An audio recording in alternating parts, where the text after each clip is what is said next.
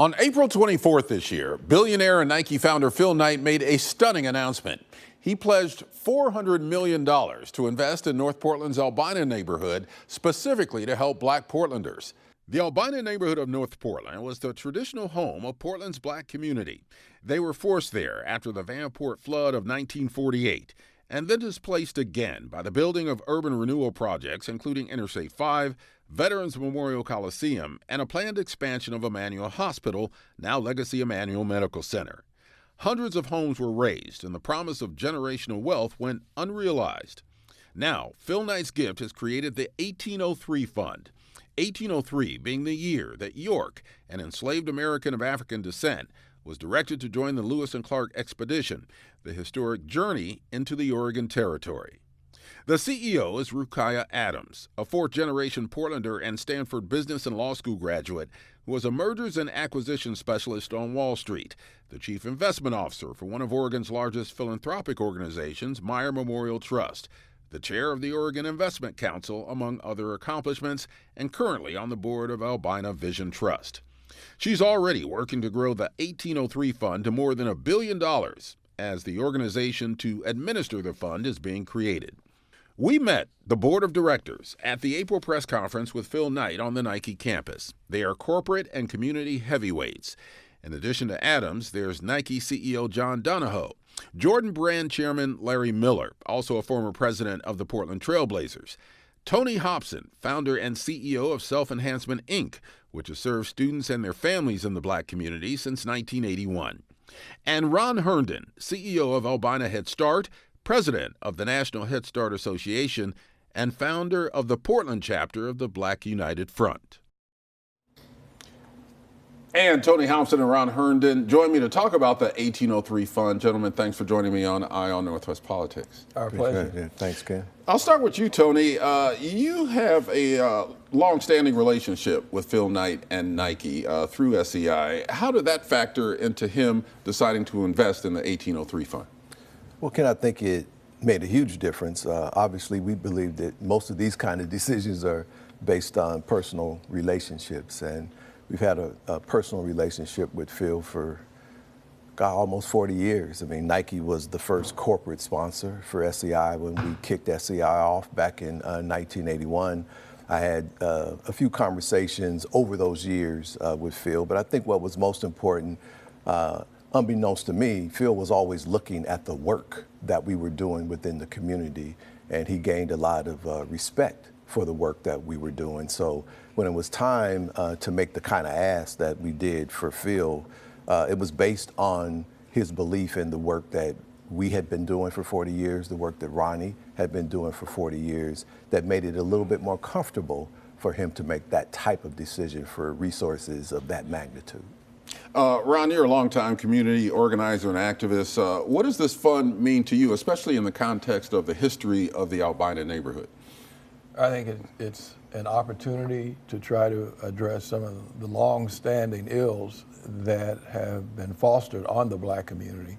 It's an opportunity, if we manage this correctly, and I have every belief that given Rukiah's experience in investing in the financial community, that this fund will be able to grow over the years. Unlike funding that the community has received in the past, normally it's for 2 or 3 years, then the money's gone.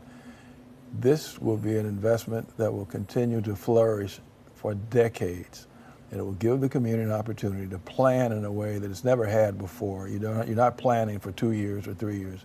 You're able to plan for 2 and 3 decades.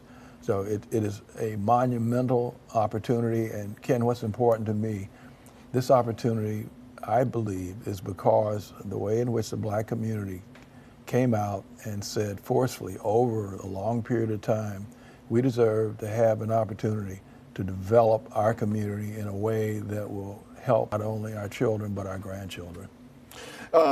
Albina is a lot different now than it was in the past. It's largely gentrified, a lot more white families living there now. So how will that focus on Albina help the Black community when the community itself is more dispersed than it's been in the past? Well, the effort is not going to be just in the geographic Albina neighborhood. The effort will try to impact black children, black families wherever they are in Multnomah County. And any effort and all efforts that will be made in traditional Albina, they will flow over into other communities. As with anything else that has ever been done in this country, any effort that has been designed, affirmative action, to address the concerns of black people always impact larger communities. And this will be no different. But I'm sorry. No, you're okay. I just want to make sure, at least in my mind, all of our efforts, if we're going to impact what occurs with black children, 60 to 70% of all black children in this community and almost nationwide are in single parent homes, primarily headed by women. So that has to always be a major focus in my mind. How are we impacting those single parent families where black children are being raised? Tony, you wanted to follow up on that question? I just think from the standpoint of Albina and rebuild Albina, we all recognize that a large portion of black folks have been pushed out of the Albina area. Depending on whose stat you believe, some folks believe that it's as much as 20 to 30,000 folks that have been pushed out. So part of the goal would be to provide opportunities for some of those folks to come back.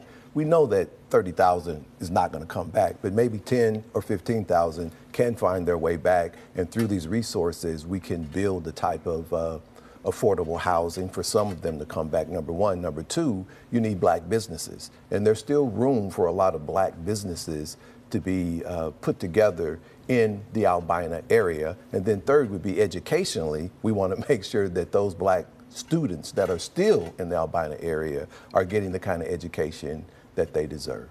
Are there any specific ideas on the table now, or are you just in the beginning phases of determining what this will look like? It's the beginning phases of what it will look like, and we want to plan very carefully.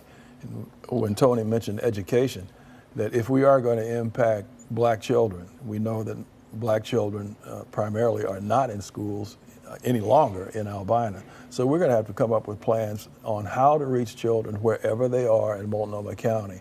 And that probably will rely upon some sophisticated digital effort that reaches families, that reaches parents, and reaches children. And from the earliest point, almost from conception, because you look at the numbers of for black women who died during childbirth, who die during the first children who die through the first year of life, infant mortality records. They're astoundingly high for black women and for black children. Those are areas that must be addressed as we move forward. And it's not anything that you can do or you can plan for in 6 months. This requires long-term planning and effort. Is this a form of corporate reparations? No, not at all. When Mr. Knight approached us, he got in touch with Tony approximately 3 summers ago. And he said, look, I want to make a major contribution. I'm impressed and have been impressed with the work that both of you all have done over the years. And from that conversation, it developed into where we are now. And at no point was the word reparations used.